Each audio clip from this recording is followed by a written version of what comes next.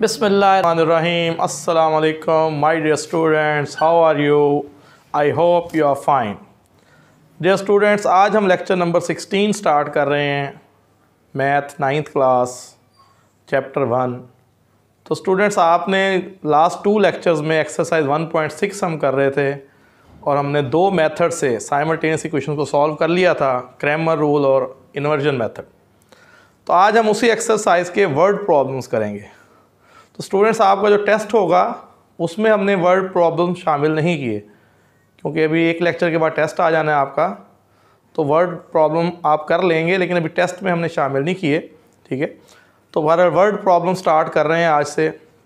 तो question number 2 है, exercise 1.6 है, पेज 28 पे मौजूद है ये 9th क्लास मैथ। तो क्वेश्चन मैंने बोर्ड पे लिख लिया है। The length of a rectangle is 4 time its width. Rectangle है, वैसे तो ये आप वाइट बोर्ड देख रहे होंगे, पूरा वाइट बोर्ड आ रहा है व्यू में। तो ये एक रेक्टेंगुलर शेप है। तो ये वाइट बोर्ड में ये रेक्टेंगल है और रेक्टेंगल में अपोजिट साइड्स आर इक्वल। तो एक साइड को हम लेंथ कह देते हैं, एक को विड्थ कह देते हैं। तो ये मैंने फिगर भी बनाई है, ये रेक्टेंगल है। तो रेक्टेंगल में जो होती है क्वाड्रिलेटरल है, इन विच अपोजिट साइड्स आर कॉन्ग्रुएंट। तो इसमें देखें, ये एक रेक्टेंगल हमने बनाई हुई है। तो इसकी वर्डिंग में दोबारा देखें, वर्डिंग को दोबारा समझें। लेंथ जो है रेक्टेंगल की 4 टाइम इट्स विड्थ, वो विड्थ का 4 टाइम है। यानी विड्थ को आप 4 से मल्टीप्लाई कर दें तो लेंथ बन जाएगी। सेम मैं ऐसे कहता हूँ, विड्थ है 10, तो लेंथ क्या होगी इस वर्डिंग के मुताबिक? अगर विड्थ 10 है तो लेंथ उसको 4 टाइम करें तो 10 4 ज़ा 40, तो हमारे पास विड्थ लेंथ बन जाएगी 40। अगर मैं कहता हूँ विड्थ हमारे पास 20 है तो लेंथ क्या होगी?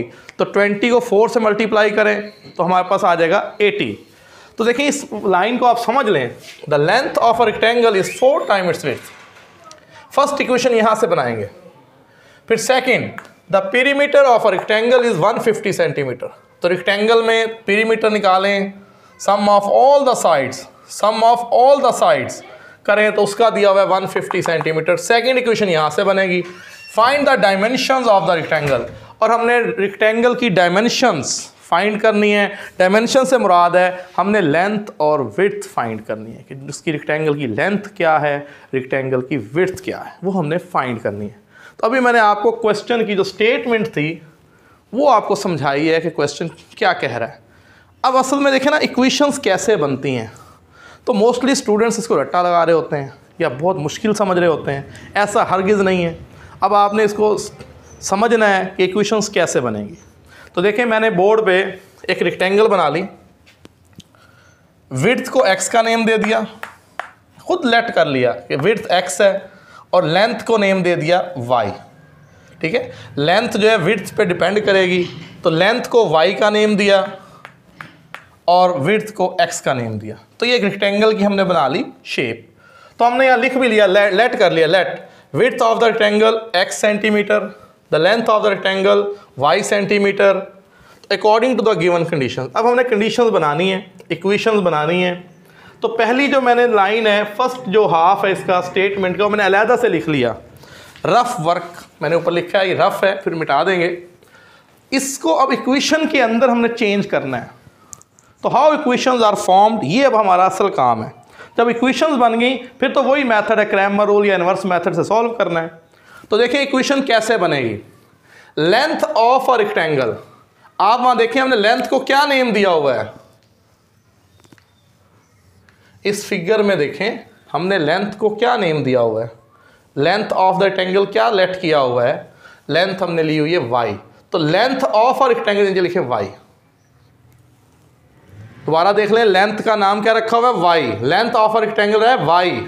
ठीक है, फिर इज जो है यहां डाल दे equal, is equal to 4 time, 4 time, टाइम मतलब मल्टीप्लाई करना है, 4 टाइम, 4 से मल्टीप्लाई करना है। किसको करना है? विड्थ। हाँ जी, अब बताएं फिगर देख के विड्थ क्या है। देखें फिगर में विड्थ क्या है, x। तो ये हो गया जी x। इक्वेशन क्या बन गई, y is equal to 4x। Students दोबारा देखें, असल है, इस पे गौर करना है आपने। लेंथ ऑफ अ रेक्टेंगल, भाई लेंथ को हमने जो नेम दिया है, जो हमने लेट किया है, फिगर भी बनाई हुई है, उसमें देख लें लेंथ हमने क्या रखी हुई है, लेंथ हमने रखी है y। तो लेंथ ऑफ अ रेक्टेंगल लिख दिया y इज, वहां आ गया इक्वल का sign, is equal to, is 4 time 4 से मल्टीप्लाई करना है किसको, विड्थ। विड्थ का हमने नेम क्या रखा हुआ है, x। तो इक्वेशन क्या बनी, y is equal to 4x। Equation क्या बन गई, y is equal to 4x। तो ये हमारी फर्स्ट इक्वेशन बनी। तो हम इसको ऐसे लिख लेंगे, यहां से वर्डिंग से बनाई हमने, y is equal to 4x, ठीक है जी। फिर हम वो स्टैंडर्ड फॉर्म लाते हैं साइमल्टेनियस लीनियर इक्वेशन वाली। तो अगर हम 4x को इधर शिफ्ट कर दें या y उधर ले दें, एक ही बात है, y उधर ले दें, 4x माइनस y, इधर फिर 0 आ जाएगा। तो ये हमारी बन गई first equation, 4x minus y is equal to 0। ये प्लस y हम उधर ले गए, माइनस y, फिर इधर 0 रहेगा, तो हमने ऐसे लिख लिया। तो 4x minus Y equal to 0। देखें ना, हम इसको ऐसे, जैसे मैं दोबारा समझा दूँ, 4x को उधर ले जाएं, माइनस 4x, फिर साइन चेंज कर दें, भाई शुरू में नेगेटिव आ जाए ना, होल ऑफ द इक्वेशन के साइन चेंज कर दें, तो ये वही इक्वेशन बन गई, 4x minus Y equal to 0। तो ये जी फर्स्ट इक्वेशन बनी। अब सेकंड के लिए देखें जी, the perimeter of a rectangle is 150 centimetre. भाई जो रेक्टेंगल है उसका पेरीमीटर गिवन है 150 centimetre. Perimeter of the rectangle is 150 centimetre. तो देखिए, आपने 5 क्लास में से क्वेश्चन शुरू हो जाते हैं, 5 से ही में हमें आ जाते हैं रेक्टेंगल की पेरीमीटर फाइंड करें, तो होता है sum of all the sides, sum of all the sides, या मे भी आपको फार्मूला भी याद हो, 2 time length plus 2 time width is equal to perimeter. तो तमाम साइडों को प्लस करें ना, तमाम साइडों को प्लस करें तो पेरीमीटर आता है। अब इन तमाम साइडों को हम प्लस करें, देखें ना, हमारे पास पहले x है, फिर y है, फिर x है, फिर y है, तो पेरीमीटर गिवन है 150। x 2 टाइम, y 2 टाइम, तो ये बन गया 150 सेंटीमीटर। तो हमारे पास perimeter of the rectangle 150 centimetre given है। तो पेरीमीटर क्या होता है, sum of all the side, sum of all the side, x plus Y plus X plus Y, तमाम साइडों को प्लस कर दें तो पेरीमीटर आ गया 150 सेंटीमीटर। तो आपने फिर x 2 दफ़ा हो गया 2x, y 2 time 2y, 2x plus 2y is equal to 150 centimetre. तो ये सेकेंड इक्वेशन बन गई, वो हमने रफली बनाई है। अब हम इसको यहाँ लिख लेते हैं। तो सेकेंड इक्वेशन में देखें, 2x plus 2y is equal to 150। 2 common ले लें, x प्लस वाई 150, फिर x प्लस वाई इधर डिवाइड कर दें 150 ओवर 2, तो ये बन गया x plus y is equal to 75 centimetre. Centimetre मैंने लिखा, एंड में लिख लेंगे आंसर में। तो हमारे पास जो इक्वेशंस बनी वो आपने देख ली। एक इक्वेशन बन गई 4x minus y is equal to 0, वो मैंने यहाँ पर एक्सप्लेन कर दिया आपको। और दूसरी बन गई x plus y is equal to 75। तो स्टूडेंट्स, अब ये जो क्वेश्चन है बुक में ऐसे है कि क्रैमर रूल से भी करें और इन्वर्स मेथड से भी करें। तो मैं ये वाला जो पार्ट है, क्वेश्चन 2 जो है, ये मैं इन्वर्स मेथड से करवा देता हूँ। क्वेश्चन 3 होगा वो क्रैमर रूल से करवा दूंगा। तो देखें जी, इसको अब सॉल्व करते हैं। तो इक्वेशंस को दोबारा लिख लेते हैं, रीराइट इक्वेशन 1 एंड 2। तो स्टूडेंट्स, ये असल काम था बस। अब तो वही हम काम कर रहे हैं जो हम ऑलरेडी पिछले 2 लेक्चर्स में करते रहे हैं।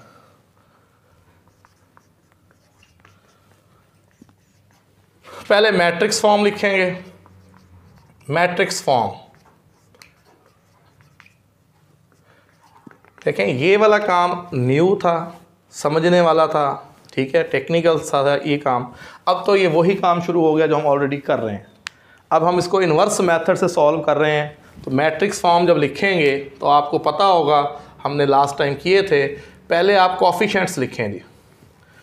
4, यहाँ पे 1 है, यहाँ पे 1 है, यहाँ पे 1 है, 4 -1 1 1, ये कोएफिशिएंट मैट्रिक्स हो गई। फिर आप लिखेंगे वेरिएबल एक्स वाई हैं, फिर ये कांस्टेंट्स हैं 0 और 75। ठीक है, अब आप इनको नेम दें। इसका नेम क्या रखा था? ए एक्स कैपिटल एक्स, ये बी। ठीक है जी। अब हमने एक्स मैट्रिक्स एक्स फाइंड करना है। ए इधर शिफ्ट करेंगे, ए का मल्टीप्लिकेटिव इन्वर्स, ए का मल्टीप्लिकेटिव इन्वर्स। तो अब देखें ए मैट्रिक्स कोएफिशिएंट मैट्रिक्स, ए मैट्रिक्स है 4 -1 1 1। पहले लेंगे डिटर्मिनेंट। ठीक है जी। तो डिटर्मिनेंट जब आप लेंगे मल्टीप्लाई करें, 4 × 1, 4 1 ज़ा 1, 4 1 ज़ा 4, माइनस माइनस प्लस 1 1 ज़ा 1, तो ये हो गया जी 5। तो डिटर्मिनेंट आ गया 5। ठीक है। अब इन्वर्स का फार्मूला, मल्टीप्लिकेटिव इन्वर्स का formula 1/a determinant into adjoint of A. तो 1/a डिटर्मिनेंट 5, और जो एडजॉइंट लेंगे interchanging the diagonal entries, interchanging the. ये मेथड आपको आता है, इसलिए मैं क्वेश्चन जल्दी जल्दी करवा रहा हूँ, क्योंकि हम करते रहे हैं पीछे। तो इंटरचेंजिंग द डायगोनल एंट्रीज, 1 उधर 4 इधर, इनके साइन चेंज कर दें, +1 और यहाँ आ जाएगा -1। तो यहाँ पे इन्वर्स को रोक दें, अभी अंदर से मल्टीप्लाई ना करें वरना सवाल मुश्किल हो जाएगा। अब अपना फार्मूला लिखेंगे, एक्स फाइंड करना हो, ए इन्वर्स बी। पहले ए इन्वर्स लिखें 1/5 1 1 -1 4, फिर बी मैट्रिक्स 0 75, 1 × 0 प्लस 1 × 75, -1 × 0 4 × 75, 0 + 75 और 0 प्लस ने मल्टीप्लाई करें 75 को 4 से 300, 75 और 300। अब 1/5 अंदर मल्टीप्लाई कर दें, 75 1 ज़ा 75, 300/5। तो आंसर हमारे पास आ गए डिवाइड करने से 15। इसको डिवाइड करें 5 6 ज़ा 30, और यहाँ आ गया x और y। तो स्टूडेंट्स x हमने नेम दिया हुआ है विड्थ को। ठीक है, तो विड्थ हमारे पास आ गई 15, और लेंथ जो है वो हमारे पास y नेम रखा था हमने उसका, तो वो आ गया 60। कंपैरिजन करेंगे ना, x की वैल्यू 15, y की वैल्यू 60। तो ये लेंथ और विड्थ को बताना, इसे डायमेंशन बोलते हैं। तो डायमेंशन आ गई 15 और 60, कि हमारे पास विड्थ आ गई 15 और लेंथ आ गई 60। तो 15 और 60 ये डायमेंशन ऑफ द रेक्टेंगल है। तो इस तरह ये हमारा क्वेश्चन नंबर 2 जो था एक मेथड से करवाया, और ये हमारा कंप्लीट हो गया। इसी क्वेश्चन को जो इक्वेशंस बन गई हैं, यहाँ पे जो इक्वेशंस बन गई हैं, इसको आपने क्रैमर रूल से भी कर लेना है, क्योंकि बुक में दोनों मेथड उसने पूछे हैं। तो मैंने इन्वर्स मेथड से किया है, आपने क्रैमर रूल मेथड से ये क्वेश्चन करना है, क्रैमर रूल से। तो ये क्वेश्चन नंबर 2 कंप्लीट हो गया। और सबसे मेन इन क्वेश्चन में असल काम सिर्फ यही है कि इक्वेशंस कैसे बनती हैं, असल ये सीखना है, हाउ इक्वेशंस आर फॉर्म्ड। आपको वर्डिंग गिवन है, ठीक है, वर्ड प्रॉब्लम्स नाम है इसका, वर्डिंग में सब कुछ गिवन है, उस आपने स्टेटमेंट को, वर्डिंग को इक्वेशन में ढालना है, ये असल काम है। और यहीं पे सोचना पड़ता है इक्वेशन कैसे बनेगी, और जो स्टूडेंट इक्वेशंस बना लेगा उसके लिए तो क्वेश्चन बहुत ही आसान है। ये वाला काम तो बिल्कुल वही है जो हम पहले करते हैं, असल सिर्फ ये नया काम है जो आपको सीखना है, जो आपने देखना है। तो ये क्वेश्चन हमारा अब यहाँ पे कंप्लीट हो गया। तो डियर स्टूडेंट, अब क्वेश्चन नंबर 3 स्टार्ट करते हैं। वर्ड प्रॉब्लम्स कर रहे हैं, एक्सरसाइज 1.6। तो ये भी रेक्टेंगल का क्वेश्चन है। तो वैसे तो ये आपको असाइनमेंट भी दे सकता था, लेकिन ये है कि फिर भी ज़रा मुश्किल काउंट होते हैं क्वेश्चन, तो मैं खुद करवा दूँ, इक्वेशंस आपको बनवा दूँ। तो पहले तो मैं एक्सप्लेन करूँ क्वेश्चन क्या क्या रहा है। To sides of a rectangle, rectangle की दो साइडें डिफर बाई 3.5 सेंटीमीटर, उन दोनों साइडों में जो डिफरेंस है वो 3.5 सेंटीमीटर का है। तो देखें जैसे वाइट बोर्ड भी रेक्टेंगल है, मैंने यहाँ भी रेक्टेंगल बनाई हुई है। तो रेक्टेंगल क्योंकि क्वाड्रिलेटरल होती है जिसमें अपोजिट साइड्स आर इक्वल, तो उसमें एक साइड लेंथ है एक विड्थ है। तो देखें ना, ये लेंथ है ये लेंथ है, ये विड्थ है ये विड्थ है, अपोजिट साइड्स इक्वल होती हैं। तो ये रेक्टेंगल में जो साइडों के नाम है लेंथ और विड्थ। वैसे तो चार साइडें होती हैं, दो लेंथ्स हो गई दो विड्थ्स हो गई, ठीक है। तो टू साइड्स, दो साइडों से यहाँ मुराद क्या है, एक लेंथ और एक विड्थ लेनी है। To sides of a rectangle differ, differ mean उसको माइनस करेंगे, डिफरेंस करेंगे, डिफर डिफरेंस, ठीक है, बाय 3.5 सेंटीमीटर। तो दोनों साइडों में जो डिफरेंस है वो 3.5 सेंटीमीटर का है, यानी एक साइड दूसरी साइड से 3.5 सेंटीमीटर छोटी है या बड़ी है। तो ये पहली बात तो ये होगी। फिर find the dimensions of the rectangle, rectangle की डायमेंशंस मालूम करनी है। डायमेंशन मीन आपने उसकी लेंथ और विड्थ बतानी है कि लेंथ कितनी है विड्थ कितनी है, वो डायमेंशन होगी। जैसे जो वाइट बोर्ड बना हुआ है ना, मैं अगर आप इसकी डायमेंशन बता दूं तो ये 8/4, इसकी लेंथ 8 है विड्थ 4 है, तो इसकी डायमेंशन को हम ऐसे कहेंगे कि ये 8/4 की शीट है। ये जो वाइट बोर्ड की शीट है 8/4, 8/4 उसकी डायमेंशन होगी कि लेंथ और विड्थ को इकट्ठा करके बता दिया डायमेंशन से। तो हमने डायमेंशन रेक्टेंगल की फाइंड करनी है इफ़ इट्स पेरीमीटर इज 67, और अब पेरीमीटर कितना दिया हुआ है 67, लास्ट क्वेश्चन में था 150, अब ये 67। अच्छा, हमने इसका पैटर्न ना सेम ही रखा है ताकि बहुत से स्टूडेंट्स को ना याद कर रहे होते हैं क्वेश्चन, तो यहाँ पे हम नाम चेंज भी कर सकते थे एक्स वाई के, हमने नहीं किए कि एक ही सिमिट्री रहे। क्योंकि जो पिछला क्वेश्चन था वहाँ पे तो था कि लेंथ जो थी वो विड्थ पे डिपेंड कर रही थी, तो वहाँ पे एक कॉन्सेप्ट होता है डिपेंडेंट और इंडिपेंडेंट वेरिएबल का, उसलिए हमने वाई लेंथ और एक्स को विड्थ का नेम दिया था। यहाँ पे ऐसा इशू नहीं था, लेकिन हम वही पैटर्न रख रहे हैं उसी तरह जैसे पिछले क्वेश्चन में हमने किया था कि width of the rectangle X name दे दिया, लेंथ को वाई का नेम दे दिया। अब हम इक्वेशंस बनाते हैं, इस जो हमने स्टेटमेंट्स पढ़ी, जो हमने वर्ड प्रॉब्लम पढ़ा, उसके मुताबिक अब हम इक्वेशंस बनाएंगे। तो देखिए स्टूडेंट्स, यहाँ पे जो अभी हम क्वेश्चंस कर रहे हैं, जो रेक्टेंगल हमारे पास है इसमें y लेंथ है x विड्थ है, तो दो साइडों से मुराद क्या होगी, एक लेंथ और एक विड्थ। एक साइड होगी y और एक साइड होगी x, ये दो साइडें हैं जी। इन दोनों साइडों में डिफरेंस कितना है, फर्क कितना है, 3.5 सेंटीमीटर का। यानी जो विड्थ है ना, लेंथ उससे 3.5 सेंटीमीटर ज़्यादा है। से अगर मैं कहता हूँ, एक एग्जाम्पल देता हूँ आपको, मैं कहता हूँ जी विड्थ 5 है, तो फिर लेंथ होगी 8.5, 3.5 ज़्यादा हो जाएगी वो। तो अब इन दोनों में डिफरेंस कितना है, 3.5।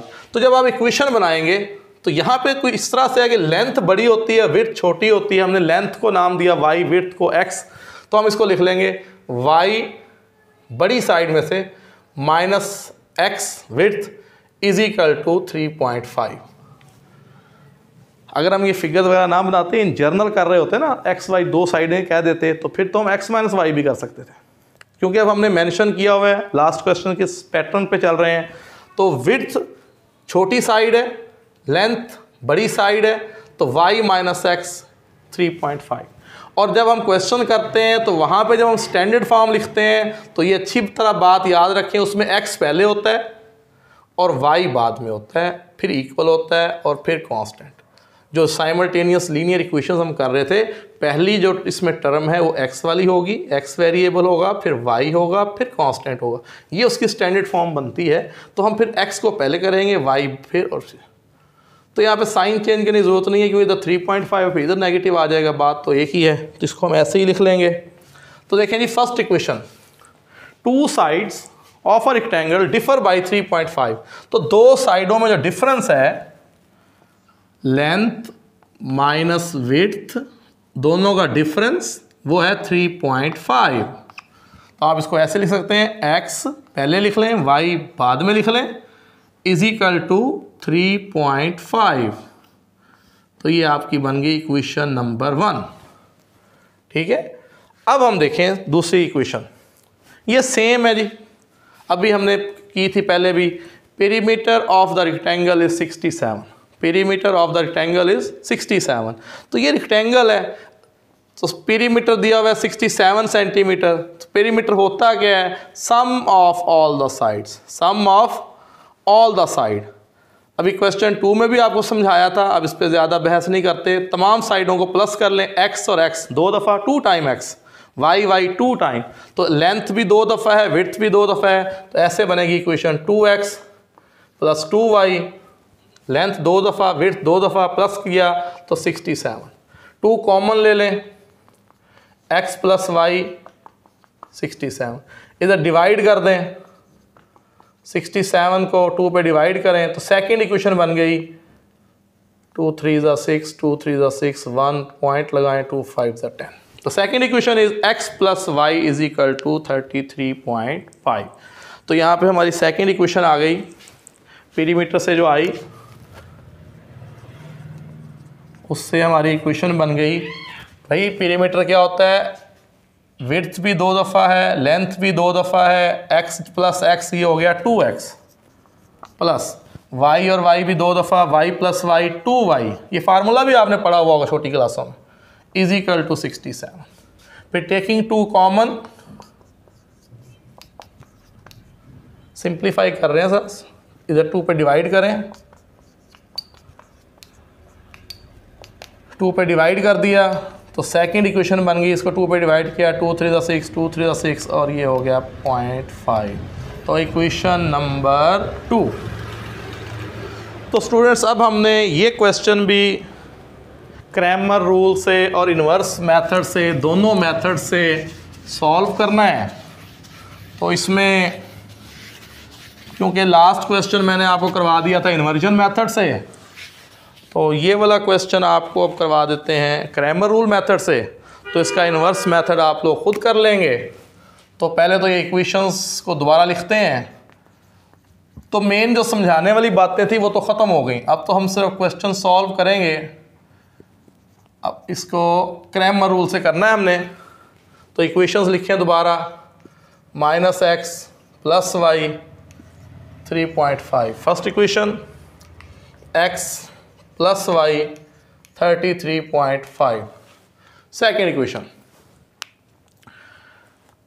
अब हम इनको सॉल्व करेंगे, क्रैमर रूल मेथड है। तो वी हैव 3 मैट्रिसेस बनानी है आपने। पहले ए मैट्रिक्स, उसमें आते हैं कॉफिशेंट्स। ए में क्या आएंगे? कॉफिशेंट। अब देखिए यहाँ पे जो कॉफिशेंट हैं, यहाँ पे भी 1 आएगा, यहाँ पे भी 1 आएगा, यहाँ पे भी 1 आएगा, यहाँ पे भी 1। जब कोई कॉफिशेंट ना हो तो फिर वहाँ पे क्या होता है? 1 होता है। तो पहले ए लिखेंगे, वो कॉफिशेंट मैट्रिक्स, -1 +1 1 1, ए मैट्रिक्स लिख ली। फिर ए एक्स मैट्रिक्स, क्रैमर रूल में मैंने आपको समझाया था, जब ए एक्स मैट्रिक्स लिखते हैं एक्स के कोफिशिएंट चेंज कर दें। एक्स के कोफिशिएंट कौन से हैं? ये वाले, -1 +1। ये -1 +1 ख़त्म करना है, फर्स्ट कॉलम यहाँ से ख़त्म करना है, ए का फर्स्ट कॉलम यहाँ से ख़त्म करना है, इसको चेंज करना है इससे। तो ये आ गया 3.5 33.5 और second column as it is. अब ए वाई मैट्रिक्स लिखेंगे। क्रैमर रूल में आपने बात समझी कि इसमें y के कॉलम चेंज, y के कोफिशिएंट चेंज करेंगे, y वाले 1 1 +1 +1, ये सेकंड कॉलम चेंज करेंगे, first column as it is, first column as it is, first column as it is, second को चेंज कर दें 3.5 33.5। सबसे इसमें अहम काम क्रैमर रूल में यही होता है कि 3 मैट्रिसेस, ए मैट्रिक्स, ए एक्स मैट्रिक्स, ए वाई मैट्रिक्स, तीनों मैट्रिसेस हमने लिखनी थी।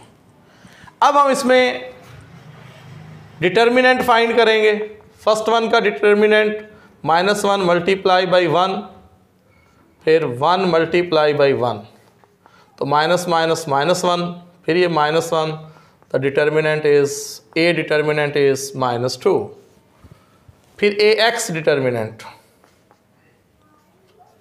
इसको 1 × 3.5 -33.5 × 1, 3.5 और ये 33.5, तो इनको करेंगे सॉल्व तो माइनस है, ये प्लस है, the answer is 30। A X का डिटर्मिनेंट आ गया -30। अब ए वाई का डिटर्मिनेंट फाइंड करें। A Y determinant -1 multiply by 33.5, 1 multiply by 3.5,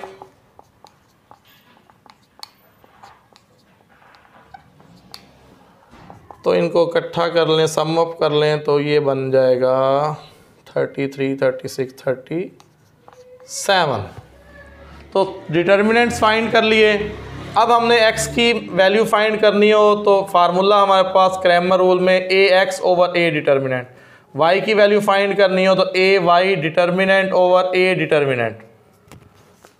अच्छा जी, अब देखें ax डिटर्मिनेंट, ax की वैल्यू क्या है जी -30, a की वैल्यू क्या है -2, माइनस से माइनस कैंसिल कर दें, डिवाइड करें इसको, तो 30 को 2 पे डिवाइड करेंगे 15। अब ए वाई की वैल्यू है 37, ए वाई डिटर्मिनेंट की वैल्यू 37 और ए डिटर्मिनेंट की वैल्यू -2, तो इन्हें डिवाइड कर लें, माइनस से माइनस कैंसिल हो गया, इसको डिवाइड कर लें, 37 को 2 पे डिवाइड करें 18.5। तो देखिए अब हमारे पास लेंथ आ गई, विड्थ आई पहले x, हमने विड्थ को नेम दिया हुआ x, जो विड्थ है वो हमारे पास आ गई 15 सेंटीमीटर, और जो लेंथ हमारे पास आई, length of the rectangle 18.5 centimetre. तो आप अपनी चेकिंग कर सकते हैं, इन दोनों का डिफरेंस करें ना, 18.5 से 15 निकालें तो वही 3.5 का डिफरेंस आ रहा है, तो यहाँ से पता भी लग जाता है कि आंसर हमारे बिल्कुल सही हैं। तो इसका जो इन्वर्जन मेथड है वो आप लोग कर लेंगे। तो भाई ये मैंने उसी पैटर्न से करवाया जैसे हमने पहला क्वेश्चन किया था, उसी तरह लेंथ विड्थ को नेम दिए ताकि पैटर्न एक रह जाए, ठीक है। लेकिन यहाँ पे आप चेंज भी कर सकते थे, उसमें ज़्यादा आसानी भी हो सकती थी, ठीक है। लेकिन हमने कहा भी आपने क्वेश्चन 2 जिस पैटर्न पे किया है बिल्कुल वैसे ही हमने क्वेश्चन 3 कंप्लीट कर लिया, ठीक। और इसके जो एक मेथड मैंने किया है, जो इसी का जो दूसरा मेथड है, क्वेश्चन 2 में मैंने इन्वर्स मेथड करवाया, उसको आप क्रैमर रूल से करेंगे। 3 को मैंने क्रैमर रूल से करवाया, इसको आप इन्वर्स मेथड से करेंगे। तो ये आज 2 ही क्वेश्चन करेंगे, बाकी 3 नेक्स्ट लेक्चर में होंगे और हमारा चैप्टर मुकम्मल तौर पे ख़त्म हो जाएगा। तो इसके साथ ही लेक्चर ख़त्म हुआ। Thank you very much.